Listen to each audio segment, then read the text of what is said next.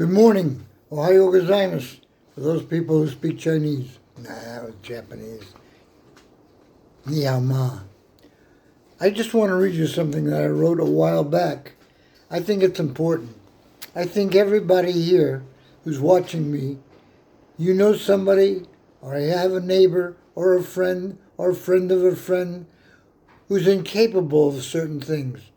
Maybe they can't cook. Maybe they can't go shopping. Maybe they can't take out the garbage or do the laundry or wash the floors. Whatever it may be, they're too hard-headed to tell you they need help. But they do. And they're in the state of denial. Nah, it's just for today. I could be better tomorrow. It's not true. It's 2 years for me and I'm still trying to get better tomorrow. Anyway, here's the thing I wrote. Hopefully you'll understand some of it just from me reading it. It says, "Hello, neighbors. My wife and I recently moved to this neighborhood and wanted to share a personal life-changing experience we're going through that maybe you are as well. I'm 85 years old and I worked as an architectural space planner and designer, building schools as a project officer in construction. I built 10 schools in Queens, New York, and love my job and all the construction workers, tradespeople, inspectors, and professional staff. I was only employed as a contingent, and on my 10th year I had to retire with a small 401k plan, but no retirement benefits, which would last my wife and I along with Social Security for about 2 years. Well, 2 years are up in 2 weeks.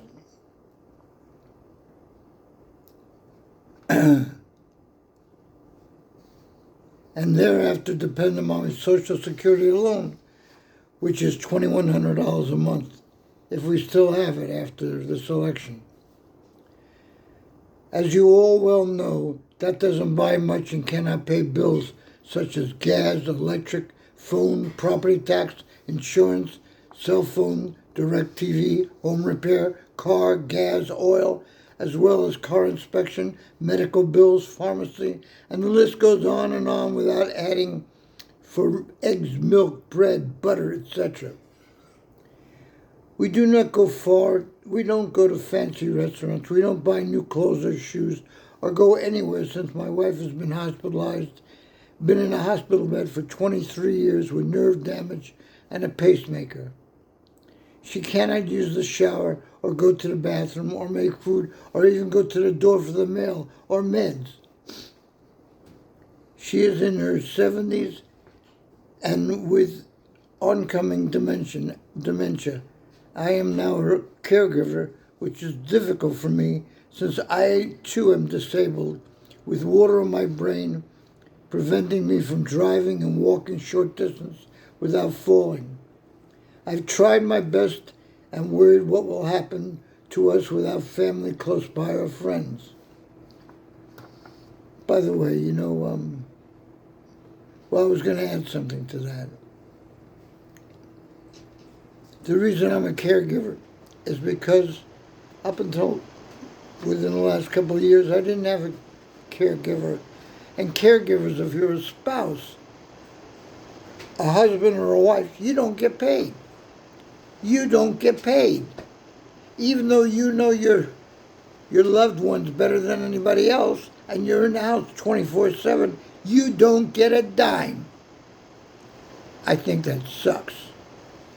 Anyway. But if my daughter was to do it and give up a job that she's making over $100,000 to make $15 an hour, she would get $15 for 4 hours. $60 a day. That's a long way from over $100,000. There's something really wrong with our system. God forbid. Anyway, I tried my best and worried what would happen to us without family close by or friends. Caregivers are expensive and doctors no longer make house call visits. And elderly are told to go to senior citizen homes, which is a lot more than we could afford, and the medical. The staff could care less. And when you call for help, no one moves except to complain that you're a pain in the ass and let you lay in your own defecation. Well, it's horrible. $15,000 a month, and if you have limited insurance, you're put out in the street during the winter in hopes of finding a place to stay. I'm telling you that because that's what they did to my wife. We were in a special place in Connecticut. A doctor owned the place. He saw us once. Then he left. The girl that was taking care of my wife was maybe 17 years old, if that. Her mind was probably 12. She was on the phone with her boyfriend giggling, and my wife was having diarrhea and begged her to please come and help her. Girl didn't do nothing. They let my wife sleep and shit all through the night. And then the next day or two, the owner passed the word down that our time was up and that they had to take her because Medicare wasn't going to pay anymore. And they took her and they put her in a wheelchair painfully, and they sent her out into the cold February weather, which was snow out there. And I had to come from New York to Connecticut to pick her up before she froze or got pneumonia. And she was shaking. They put her on the public street so that it was off their property. Nice, huh? Yeah. You join the Marines, you fight for this country, you're going out to die if necessary, and this is what they say. I thank you for your service. My ass. Anyway, I can't find work from home, nor can I stand or lift boxes due to my loss of balance. Yeah, Amazon wants you to pick up 50 to 75 pounds every day, stacking them. When I was in my 20s, I could have stacked 100 pounds a day. After begging family and friends so I could buy food for my wife, I met a gentleman from Intrim who set up aids every day to feed my wife, do laundry, shop, cook, wash the floor and dishes, and see that we have meds when required, allowing me to rest since I take the night shift. Almost through, everybody. I hope you're getting some of this, because this could happen to you. Look at me. Who would have thought anything would happen to me? I was a bodybuilder, I was a weightlifter, I was a boxer, I was a karate king. Who thought I was a worshipful master in the Masons? I was 32nd degree in Scottish Rite. I was with the American Legion, I was with the Salvation Army. I was with the Wounded Warriors. Since I've been here, I've met many seniors who are either not as lucky as I, or have family that visit briefly if they can, but usually leave exhausted from all the demands their family members require. Before all this, we were an active, healthy couple. Now we hide embarrassed to ask for help or just waiting to die. So before you fall too far, here is the name of the people who helped me. We are not paid or get commission for doing this. We are your neighbors. And what are good neighbors for? I don't know if this made any sense to you. I don't know if you're going to be reaching out. I know in my neighborhood here, I could tell you a good 5 people that definitely need help. They're close neighbors to me, but they're too proud. They think they could handle it by themselves. They can't. I know some of the husbands. There's no way they could do it. And some of them are going poor because they have no insurance, or they don't have any retirement benefits, or they don't have a 401k, or they're not working. And one of them actually got a job and he worked for over 2 weeks. How much food are you going to get for that? How much meds? How much doctors? How many people are going to help you?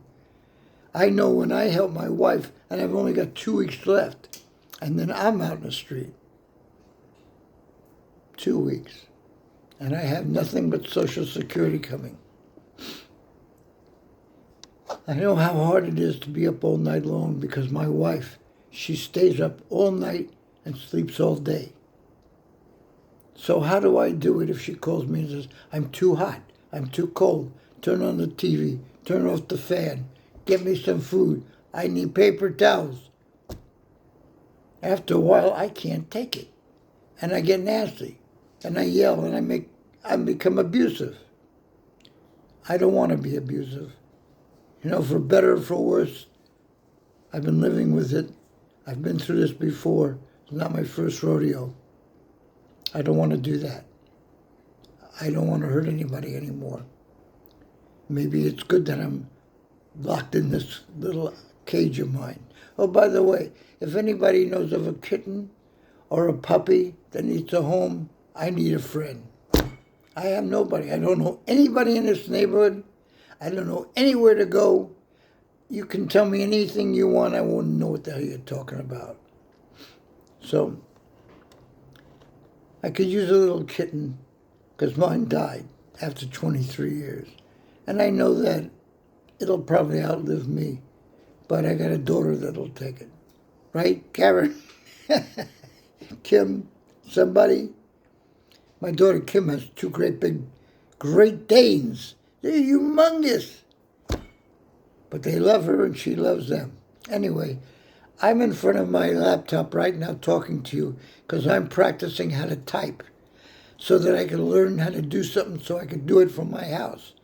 I can't go driving a car, so I can't make deliveries. I can't be a bus driver. I kill all the kids. Anyway, I can't do karate because there's nobody that wants to come over here. And even if I did it over Zoom, I don't know if they'd understand what they're doing because I'm not there to correct them. Anyway, ladies and gentlemen, please, please think ahead. Get somebody who can help you. Make sure that when you get to a certain age, if your husband or your wife died and you're alone and your kids are moved out to another place, somewhere else in the world, and they got their own lives and they don't really want to be bothered, it's not like when I was a kid. I loved my grandparents. I loved them. No matter what they said, if they were right or wrong, they were always right. And I just agreed with Pop and Mom. And now it's my kid brother that's taking care of all of us.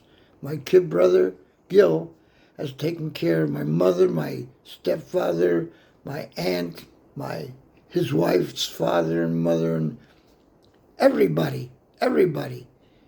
He's taking care of people that have come from the streets. He's a hell of a guy, even though we didn't vote the same. And but he's a good guy. And if it wasn't for him, I wouldn't even be eating this week. Okay, everybody, that's it. I have no more to tell you. I hope you do something about this. I've been talking to you for 13 minutes and 7 seconds. And that's without my teeth.